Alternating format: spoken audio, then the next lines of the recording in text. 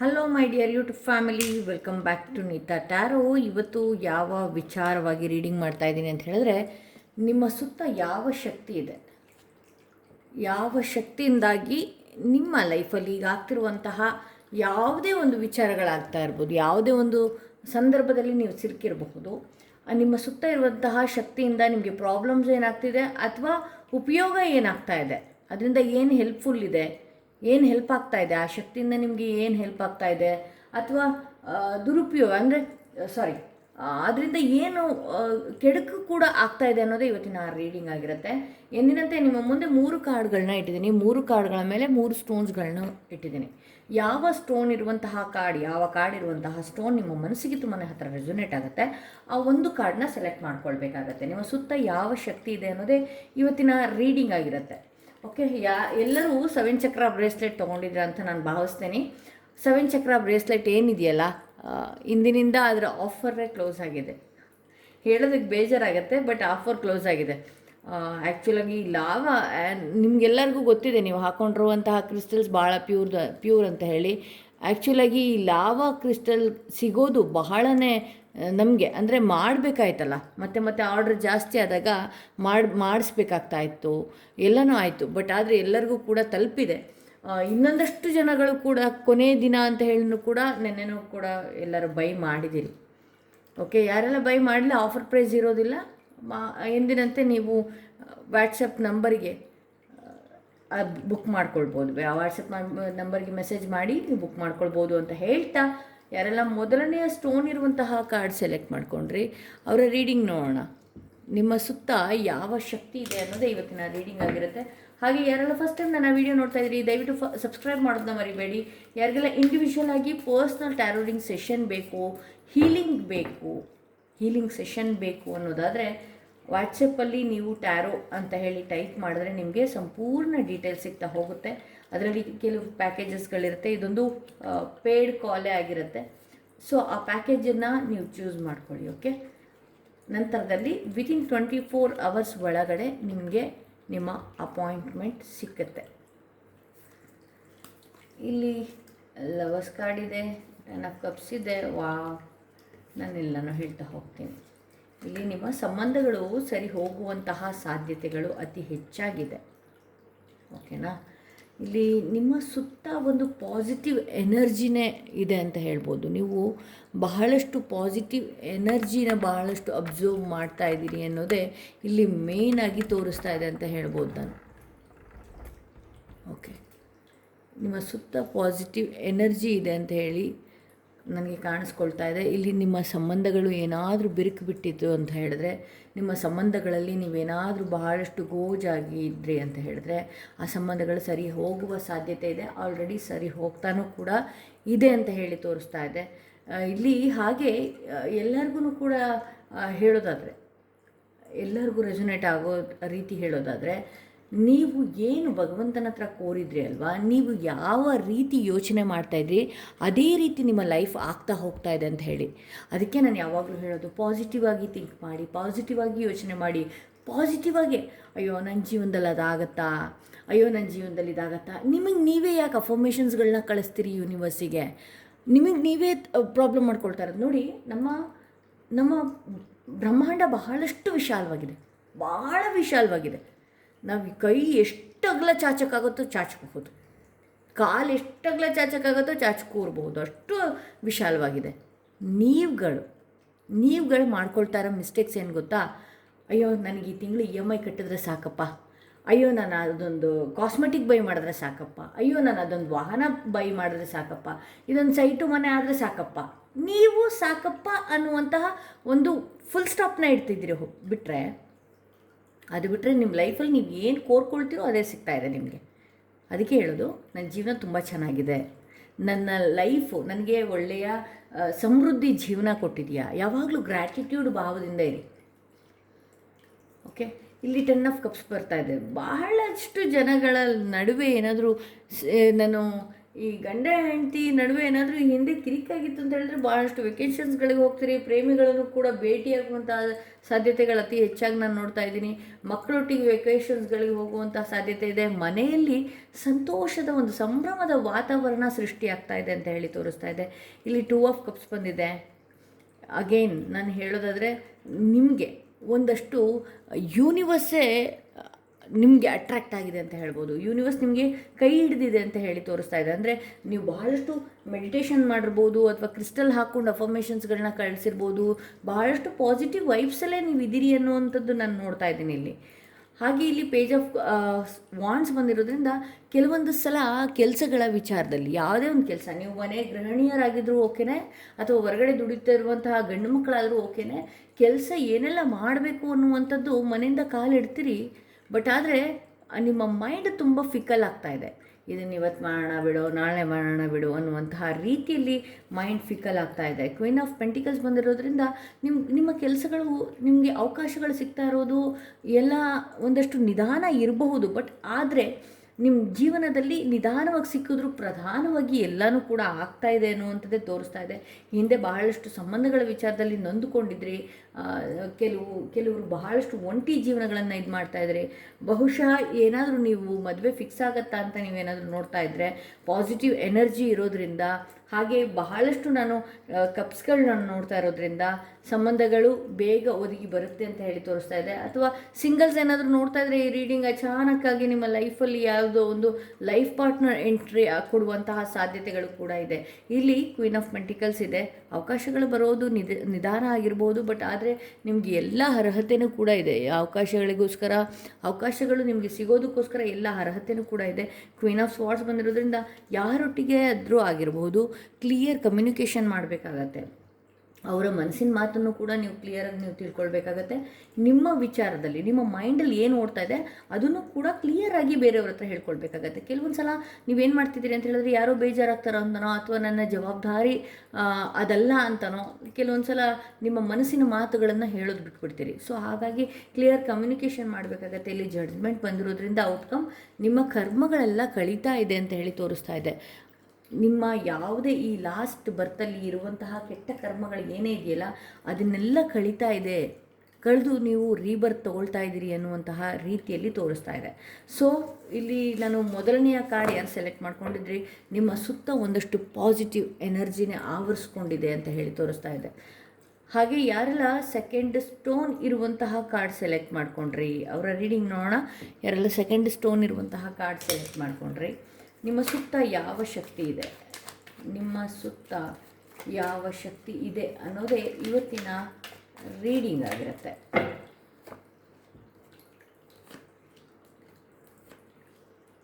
Okay,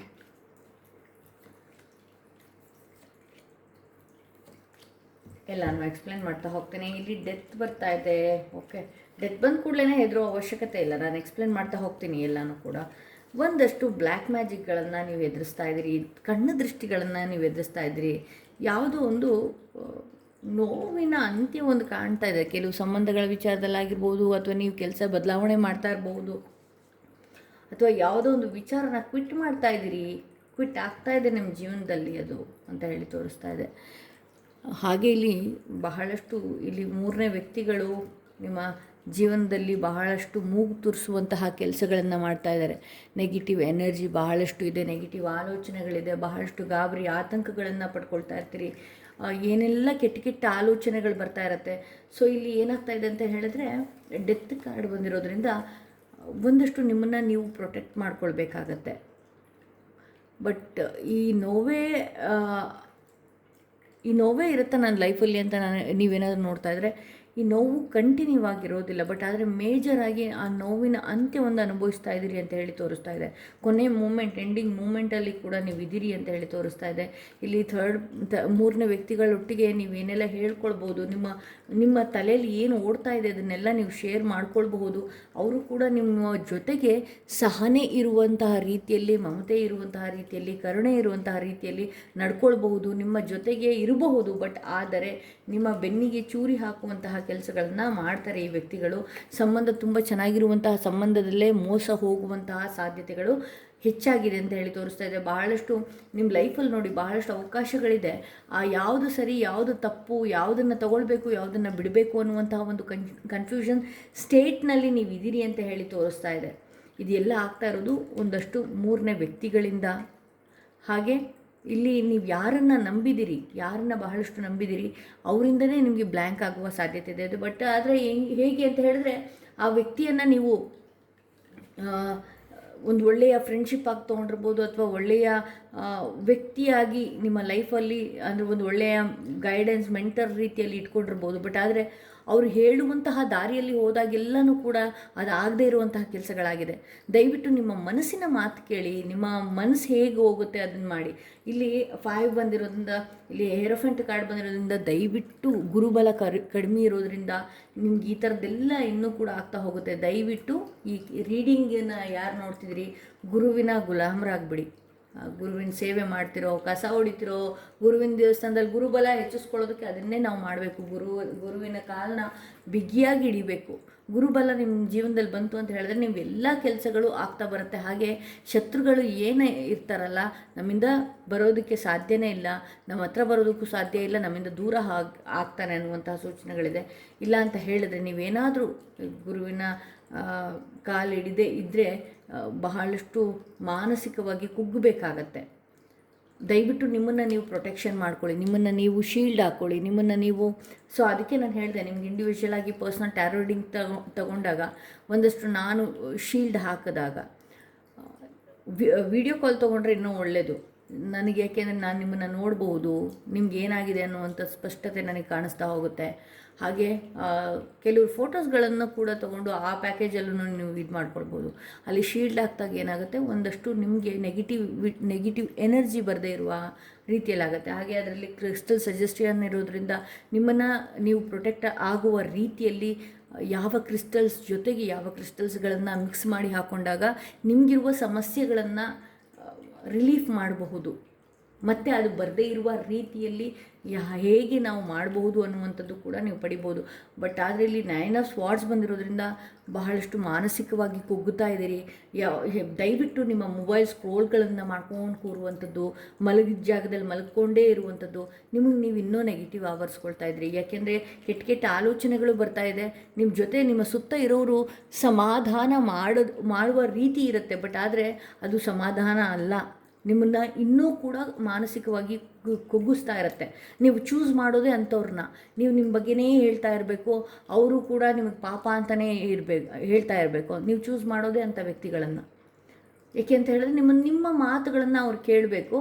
ಹಾಗೆ ಅವರು ನಿಮಗೆ ಸಾಂತ್ವನದ ರೀತಿಯಲ್ಲಿ ಅಯ್ಯೋ ಪಾಪ ಯಾರಿಗೂ ಆಗದೇ ಇರುವಂಥದ್ದು ನಿನಗಾಗಿದೆ ಅನ್ನುವಂಥ ರೀತಿ ಹೇಳಿದಾಗ ನಿಮ್ಗೆ ಸಮಾಧಾನ ಸಿಗ್ತಾ ಇದೆ.